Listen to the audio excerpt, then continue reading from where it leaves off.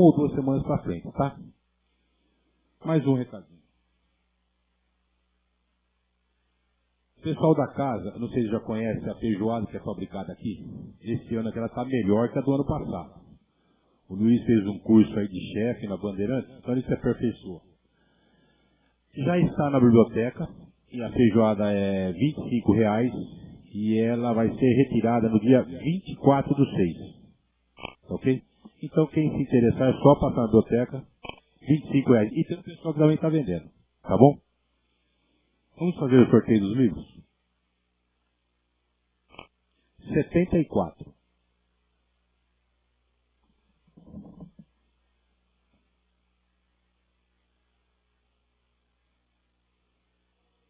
93.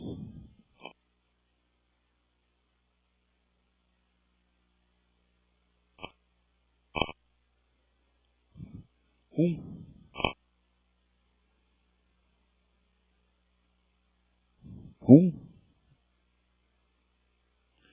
23.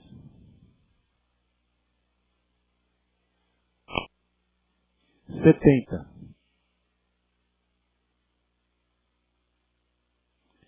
16.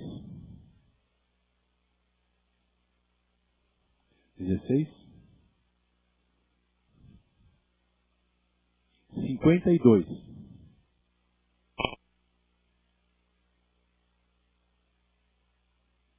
3.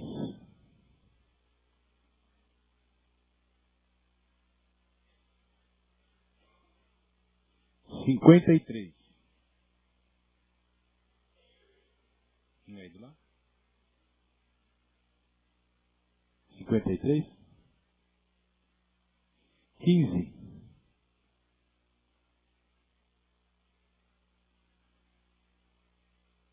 62.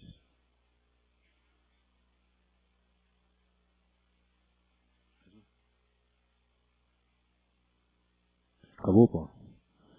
Pessoal, vamos fazer a prece inicial então?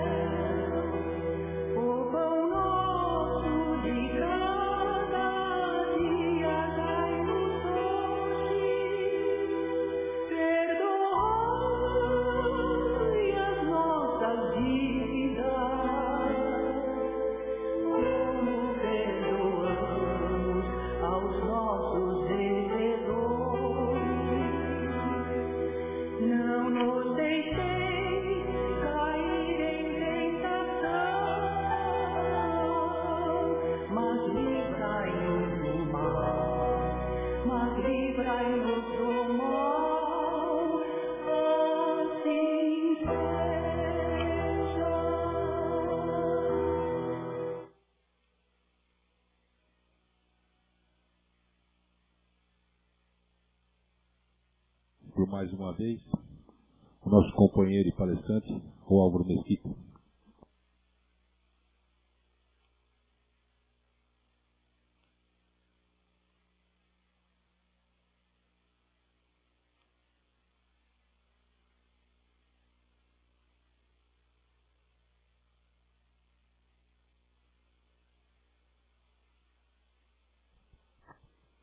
Boa noite a todos. É um prazer enorme estar aqui no Bezerra de novo, principalmente vendo casa cheia, que bacana mesmo. Eu só quero dar 2 recados antes. Vocês vão me ver tomando bastante água e talvez um pouco trêmulo, porque eu estou fazendo um tratamento para dor que me altera um pouco o sistema nervoso e isso me dá muita sede e um pouco de tremor. Então, não estou morrendo, está tudo certo. É uma coisa simples. Bom, meu objetivo hoje aqui é passar algumas coisas sobre as bem-aventuranças que foram feitas no Sermão do Monte por Jesus. O Sermão da Montanha, ou o Sermão do Monte, ele é a base praticamente do nosso Evangelho segundo o Espiritismo. Allan Kardec não se preocupou muito com os milagres que Jesus fazia, não se preocupou muito com as palavras que serviram de dogma para a igreja ou para as várias igrejas que têm seus dogmas. Allan Kardec se preocupou muito com a base moral do que está dos escritos de Jesus. Agora, dos escritos de Jesus pelos apóstolos, né? E não só apóstolos do momento de Jesus, mas como Lucas, que veio depois, pegou toda a história e montou o seu próprio evangelho, e inclusive ajudou a escrever, ou escreveu quase todos os Atos dos Apóstolos. Então, não quer dizer que o cristianismo, e aqui por nossa conta, nós espíritas, não quer dizer que o espiritismo também, nem o cristianismo, seja alguma coisa, alguma filosofia ou religião moralista. Mas o espiritismo e o cristianismo, eles são moralizantes. A partir do momento em que nós tomamos contato com esses escritos e isso nos modifica interiormente, mudando nossa postura, isso é individual, tá? Não cabe a nós mudarmos posturas dos outros. Cabe sim, às vezes até uma orientação, caso como os filhos, por exemplo. Os pais podem orientar da melhor maneira que for, mas vai chegar uma idade que o filho vai ser dono do seu nariz e ele vai procurar fazer as próprias escolhas. Na verdade, a responsabilidade maior que nós temos de fazer um espírito que entrou nesse planeta sair melhor do que entrou, é conosco mesmo. Por isso, quando nós quisermos dar uma bronca em alguém, vamos olhar para o espelho. Quando a gente quiser corrigir alguém, vamos olhar para o espelho. É esse alguém que precisa ser corrigido. É esse alguém que nós temos responsabilidade de mudar, ou seja, eu mesmo. Nós vamos ter que separar o que é dor e o que é sofrimento. E nós vamos comentar isso mais adiante aqui nas bem-aventuranças. Mas o mais importante é que as bem-aventuranças estão no início do Sermão da Montanha. Nós vamos falar só de 6. Na minha concepção são 9. Existem alguns que acham que é só 6, outros que acham que é 7 e outros que acham que é um pouco mais, dependendo de como cada um vê a divisão das bem-aventuranças. Mas elas estão no início do Sermão da Montanha.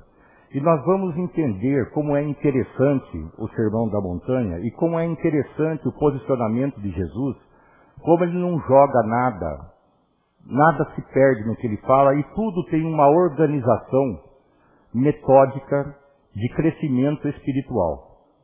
Nós vamos ver no Sermão da Montanha a maneira que ele coloca, a maneira que Jesus coloca cada virtude que ele fala das bem-aventuranças e, por consequência, cada coisa que nós vamos ganhar com isso.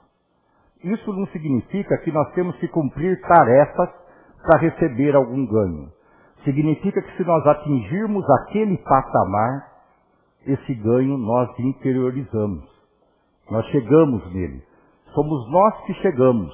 Não é um presente que nós vamos receber. Nós alcançamos, através das virtudes que vamos desenvolvendo, nós alcançamos determinado lugar. Ou determinado nível espiritual. Então, Mateus começa dessa forma. E Jesus, vendo a multidão, subiu a um monte e, assentando-se, aproximaram dele os seus discípulos. Então fica bem claro, né? Jesus subindo ao monte, ficando no lugar mais alto para poder ser visto pelas pessoas. E quando ele falou aqui, aproximaram-se dele os seus discípulos, nessa passagem em Mateus capítulo 5, Jesus ainda não tinha chamado os 12 apóstolos. Não estava composto o grupo todo ainda. E uma multidão normalmente o seguia. E nessa época é interessante colocar que além da pregação dos rabinos lá no templo, dos escribas, dos fariseus, e lembrar também que Jesus era um fariseu, estudou com o fariseu, era um judeu, e batia de frente com os fariseus quando ele não concordava. Tá? E batia de frente com os escribas também.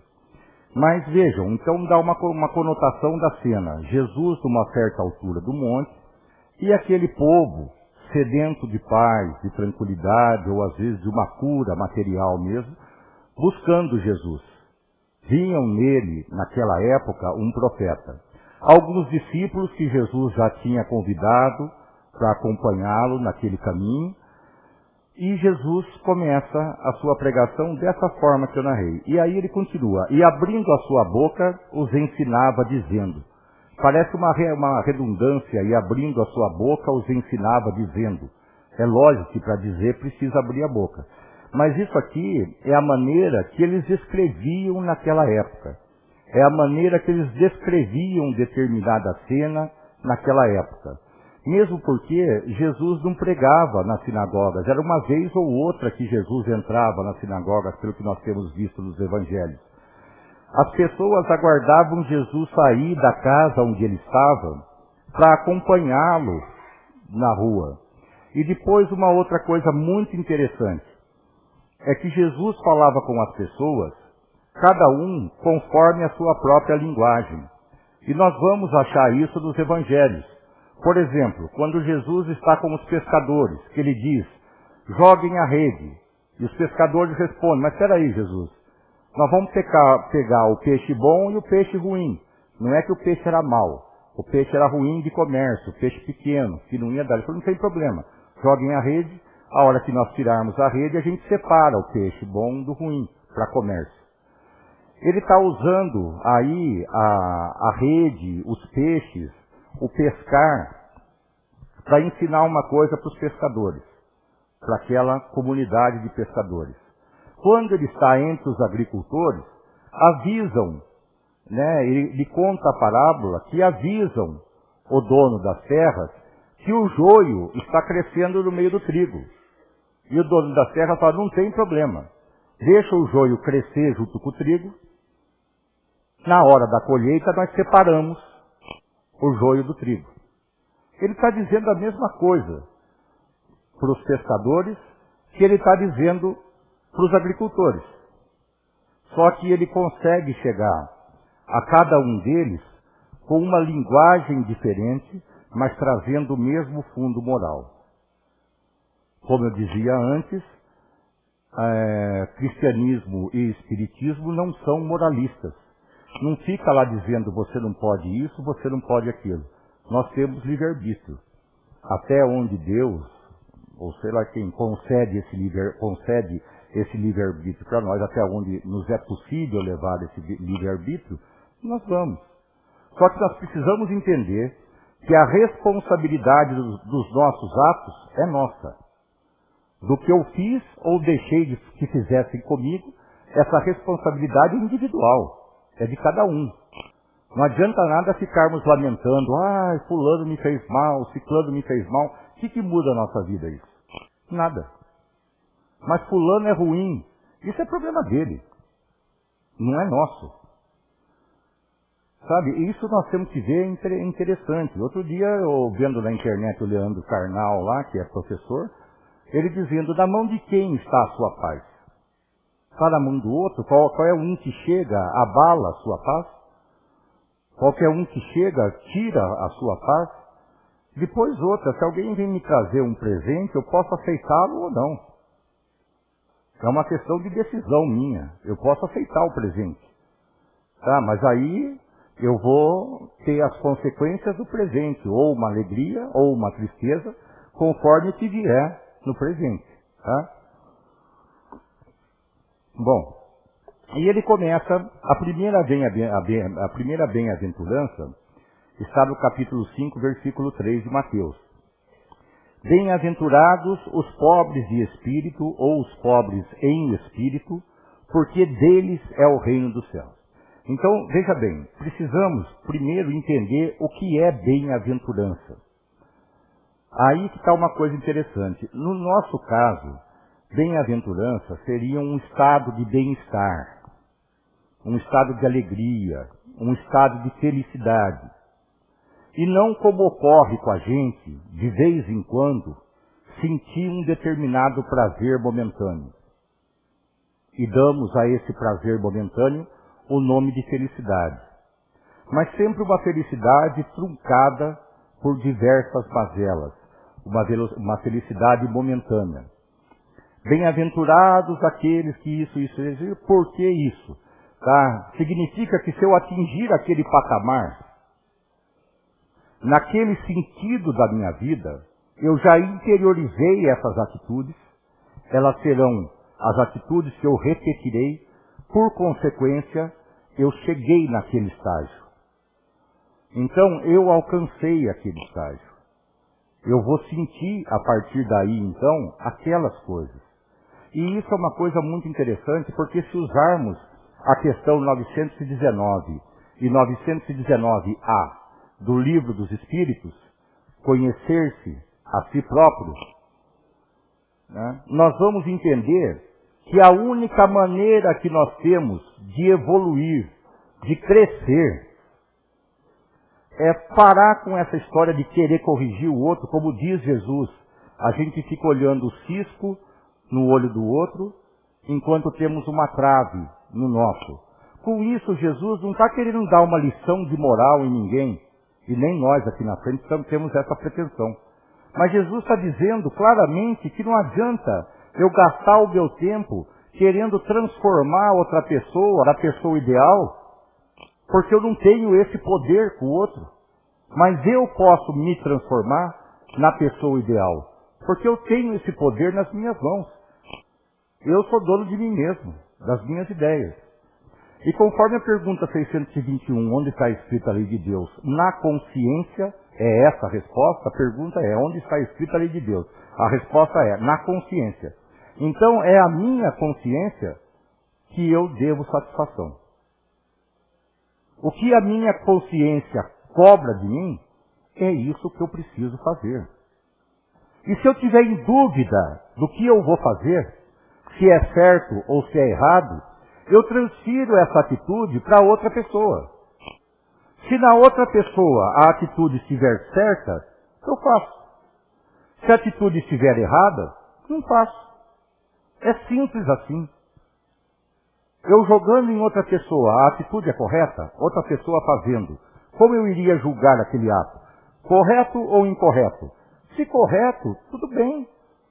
Posso fazer tranquilamente. Se o ato é incorreto, calma aí. Vamos pensar no que vamos fazer. Porque aí nós vamos gerar uma situação, que é uma causa, que vai ter um efeito lá na frente. Que pode ser alegria ou sofrimento. Por isso nós temos que separar dor e sofrimento. Dor é uma coisa daquelas situações que às vezes nós mesmos escolhemos para a nossa encarnação. Está ligado mais às expiações, né, as coisas que nós precisamos passar realmente, do que as provas que nós ajudamos a escolher. O sofrimento não. O sofrimento é escolha. A dor nós precisamos passar, às vezes, para o nosso próprio crescimento. Mas o sofrimento é escolha. Ficar remoendo ciclano ou fulano na minha cabeça é minha escolha. Tá? Ficar revendo situações que me deixaram bravo, que eu quero pegar alguém pelo pescoço, é minha escolha. E não me conhecer para saber o que é que me deixa bravo, o que é que me tira do eixo, o que é que me faz mal. Só eu me conhecendo mesmo, sabendo de mim como sou, sabendo como é que alguém vai falar alguma coisa, nossa, isso vai me pegar, então me preparo. E a primeira das bem-aventuranças, dados os pobres em espírito, ou de espírito, porque deles é o reino dos céus, e nós pensamos tanto nesse reino dos céus como alegria, como felicidade, como paz de espírito, esse pobres de espírito, ou pobres em espírito, significa uma coisa muito importante, a humildade. A humildade já é citada no Evangelho segundo o Espiritismo e todas as outras obras espíritas como base para o nosso crescimento. Não existe amor sem humildade. Sabe, o amor sem humildade é um amor egoísta ou orgulhoso. Ele vai estar sempre cobrando, vai estar sempre querendo troca.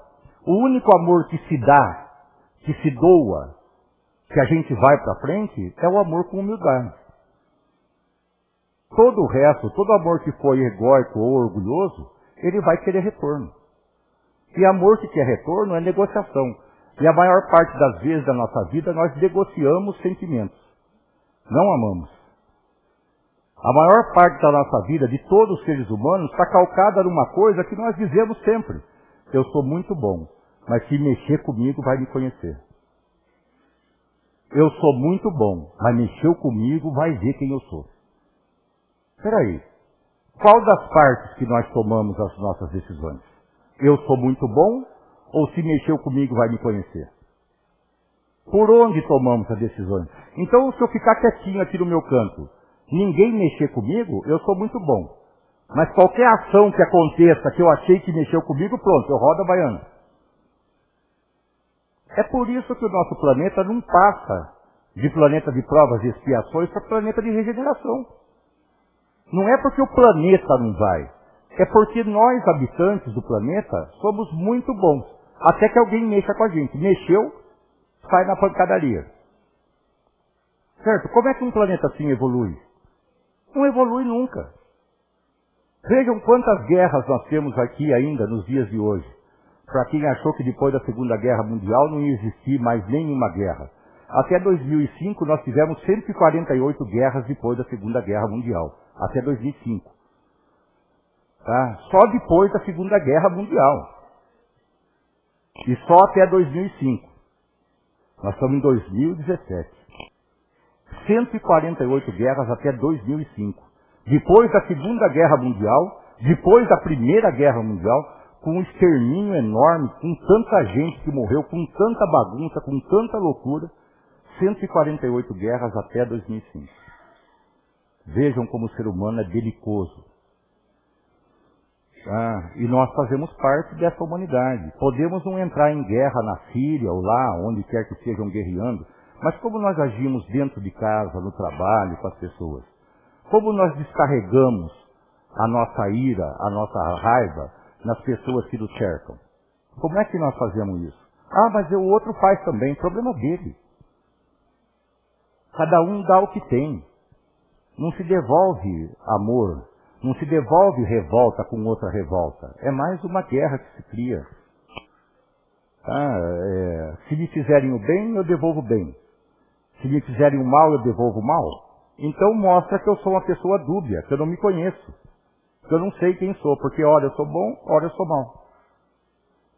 Agora, se me fazem o mal, eu devolvo o bem também, como faço quando me fazem o bem, aí eu sei quem sou. Eu sou uma pessoa boa, que procura se esclarecer cada vez mais, que procura estar de bem consigo mesmo, e toca a vida. Parece simples, né? É um pouco difícil, mas dá. Mas dá para fazer. Bom, e outra, a humildade nos dá a disposição de aprender, a disposição de ir atrás. A humildade mostra que eu não sou um ser completo. Se nós estamos aqui nessa terra, nós podemos ensinar alguém, mas temos que estar sempre aprendendo com alguém. Por mais simples que seja esse alguém, ou por mais sábio que seja esse alguém. Nós temos que estar sempre aprendendo e sempre ensinando. Isso traz a postura de humildade. Não é ser capacho de ninguém, mas é saber o exato tamanho. É entender o exato tamanho. E com isso, só usando a pergunta 919 e 919A do Livro dos Espíritos e toda a resposta de uma página e meia que Santo Agostinho nos dá.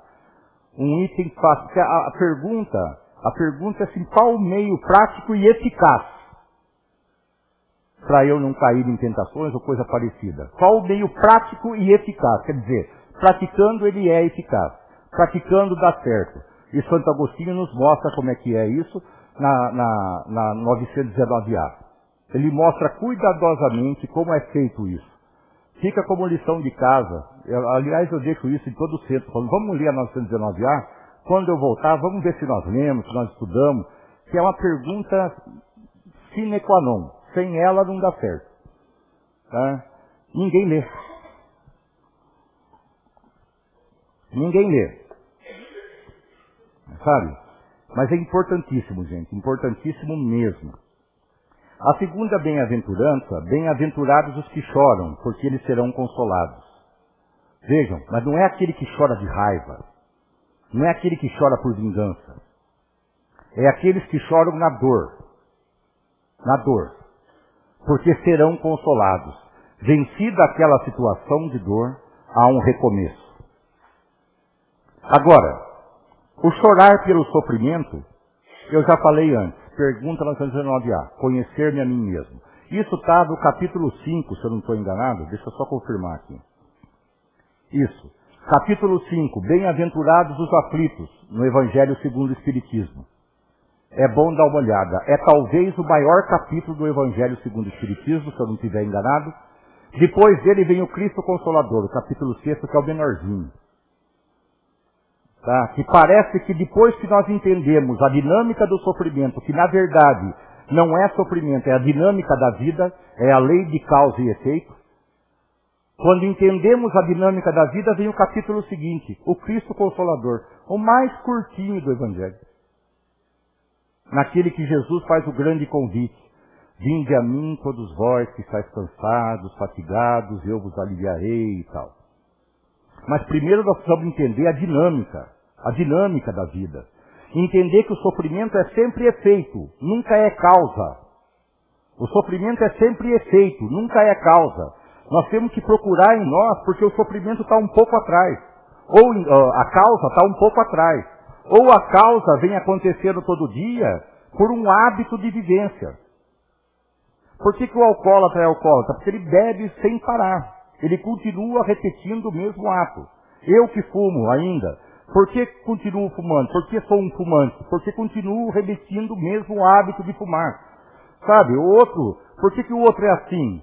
É nervoso, é isso, é aquilo? Porque ele continua vivendo com os mesmos hábitos. Se eu quero uma saída diferente, eu preciso ter atitudes diferentes.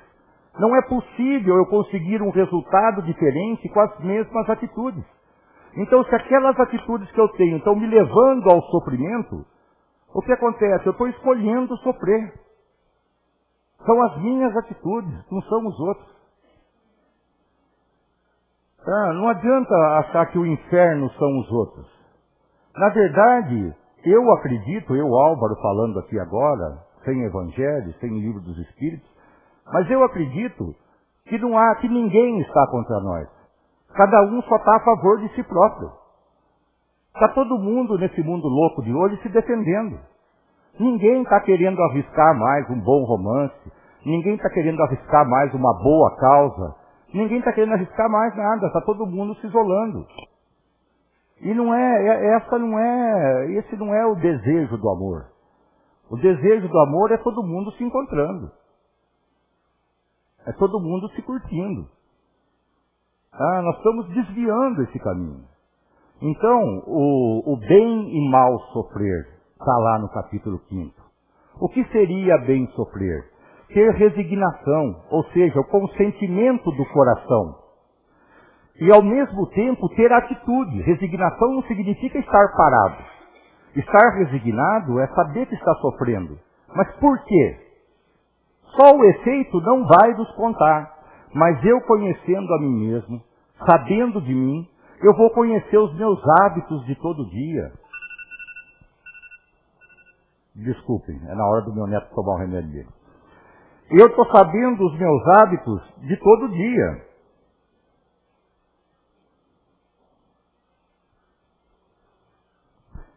Certo? E com o saber dos meus hábitos de todo dia, eu estou percebendo quais os hábitos me levam ao sofrimento e faz os hábitos que me levam à alegria. Então o bem sofrer é isso, sublimar a dor e o sofrimento. Usar a nosso favor a dor e o sofrimento e não contra nós. Sabendo que nós podemos extirpar o sofrimento. Podemos ter dores ainda, morre alguém que nós gostamos muito, né? Desencarna alguém que nós gostamos muito, uma doença, um problema financeiro, um desemprego, uma coisa ou tal, que naquele momento vai ser um momento de aflição, de dor, de sofrimento. Tá? Mas nós podemos, nos conhecendo, achar armas e recursos em nós mesmos para recomeçar. Mas sem nos conhecer, vai ser muito difícil. A terceira bem-aventurança, bem-aventurados os mansos e os pacíficos, porque eles herdarão a terra. Veja bem, a sétima bem-aventurança é bem-aventurados pacificadores. Mas precisa ir de degrau em degrau. Na terceira, bem-aventurados os pacíficos e mansos, porque eles herdarão a terra, isso está lá no convite de Jesus. Também em Mateus, mas eu não lembro o versículo agora, que Jesus fala, vinde a mim todos vós que estáis cansados, oprimidos, e eu vos aliviarei. Mas ele faz uma ressalva, aprendei de mim, que sou manso e pacífico, pois meu jugo é suave e o meu fardo é leve. Tá? Então vejam, ele fala isso lá na frente, depois do Sermão do Monte, aprendei de mim que sou manso e pacífico. E qual é a recompensa? Porque herdarão a terra. Jesus é o governador da terra. Aprendei de mim que sou manso e pacífico. Os mansos e pacíficos herdarão a terra. É isso que nós vamos entender. Num planeta de regeneração, não cabe violência. Nem violência física, nem violência verbal, nem violência mental. Essas coisas não vão caber num planeta de regeneração. Não vai ser que nem aqui, num planeta de expiação e provas, onde o mal predomina, o mal não vence, o mal predomina. Por quê? Porque eu sou muito bom, mas mexeu comigo vai me conhecer. Por isso. Por isso que o mal predomina. Tá? Porque se alguém mexeu comigo, eu rodo a baiana. É por isso que o mal predomina. O mal não predomina só porque tem guerra, só porque nós temos esses políticos atrapalhados aí. Não é só por isso que o mal predomina, é cada atitude de cada um de nós. Depois, a quarta bem-aventurança, bem-aventurados os que têm sede e fome de justiça. Veja, a primeira bem-aventurança, o primeiro degrau, humildade. A segunda bem-aventurança, bem-aventurados aqueles que já são resignados, que entendem a dor e o sofrimento e que transformam a dor e o sofrimento. A terceira bem-aventurança, bem-aventurados que são mansos e pacíficos. Para chegar na quarta, bem-aventurados que têm fome e sede de justiça, porque serão saciados.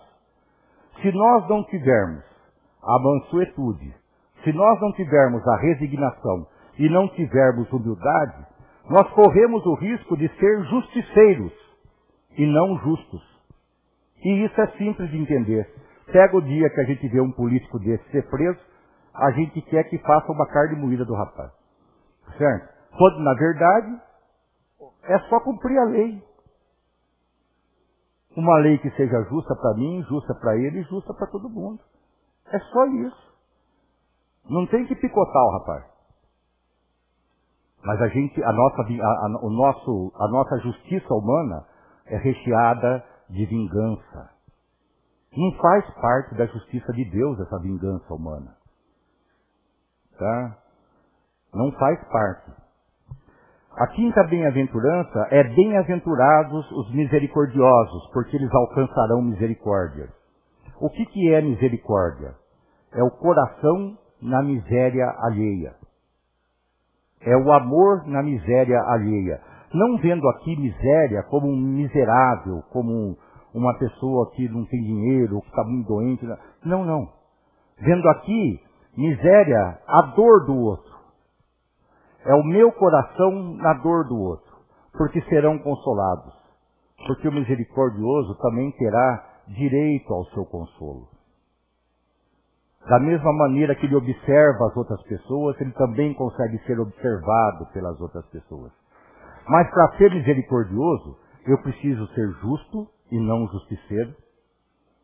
Eu preciso ser manso e pacífico. Eu preciso ser resignado. E eu preciso, antes de mais nada, ser humilde. Vejam que a humildade não é só a coisa mais falada. É a primeira, a principal, a primordial virtude que nós temos que trabalhar. Aí chegando na sexta bem-aventurança, e nós vamos só até essa, bem-aventurados os puros de coração, porque eles verão a Deus. A pureza de coração aqui, quando se chega nesse estágio, já ninguém mais é bobão, já conhece o bem e o mal. Então ele pede aqui ser dóceis como a pomba. Eu até anotei isso, que eu achei muito bacana, eu vi isso na internet, achei interessante isso. Eu acho que é essa a proposta.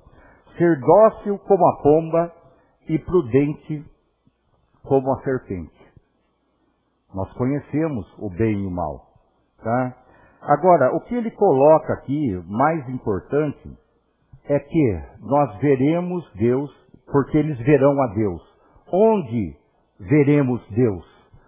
Jesus deixou para a gente também uma passagem de como, se a gente alcançar esse estágio, vejam que é preciso ser humilde, resignado, manso e pacífico, justo e não justiceiro, misericordioso, para chegar na pureza de coração.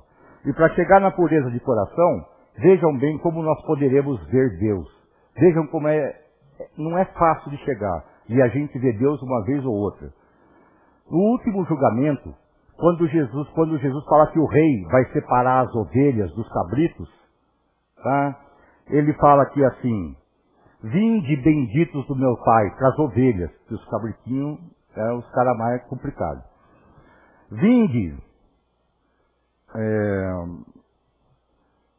os que fizeram o bem, vinde a mim os que trabalharam, pois tive fome e me destes de comer, tive sede e me destes de beber, era estrangeiro e me acolhestes, estava nu e me vestistes, estive enfermo e me visitastes, estava na prisão e viestes a mim. Então os justos responderam ao rei: mas escuta, quando é que te vimos nu e te vestimos? Quando é que te vimos com fome e te demos o que comer? Ou quando é que te vimos com sede e te demos de beber? E aí o rei responde: toda vez que fizeste a um desses pequeninos, a mim o fizeste. Os puros de coração, depois de ser humilde, resignado, manso, justo, misericordioso, atingiu a pureza de coração, vai conseguir enxergar Deus em todo mundo. Do pior bandido do mundo até o arcanjo. Vai estar conseguindo enxergar Deus em todo mundo, independente das ações, porque todos nós viemos do mesmo Criador. Todos nós temos dentro de nós a centelha do amor. Só falta... Desculpem, outro remédio. Só falta... O que falta de nós aqui, só falta acharmos em nós, conhecendo-nos melhor, sabe, em que parte das minhas emoções está escondida essa centelha do amor. Dar um gás na bichinha e fazer essa centelha do amor se movimentar. Para que a gente saia das indecisões, para que a gente saia dessa ansiedade que nos domina hoje, que não tem nada a ver com trânsito, não tem nada a ver com bolsa de valores, nada a ver com dinheiro. É a ansiedade do bem que o meu inconsciente pede que eu faça, contra as atitudes repetitivas do egoísmo e do orgulho que nós estamos acostumados a fazer através das reencarnações, até hoje. Isso sim é o que nos traz ansiedade. Espero poder ter passado para vocês a ideia de uma escala evolutiva. Eu sinto em mim, às vezes, um pouquinho de humildade, um pouquinho de resignação, às vezes, de vez em quando eu sou mansinho, de vez em quando consigo ser justo, misericordioso, de coração, bem de vez em quando, mas não consigo ter tudo isso em mim por um único motivo. Ainda não adquiri a humildade necessária para isso. Estou no primeiro passo ainda. Estou escorregando no primeiro passo. Mas eu tenho certeza que o dia que atingir a humildade necessária para cumprir essas virtudes, as outras vão se encaixar com muita facilidade. A humildade é a base de tudo. Obrigado por vocês me ouvirem. Que a paz de Jesus, esse imenso Jesus, com todo o seu amor, nos acompanhe, nos ilumine hoje e sempre. Que assim seja. Boa noite.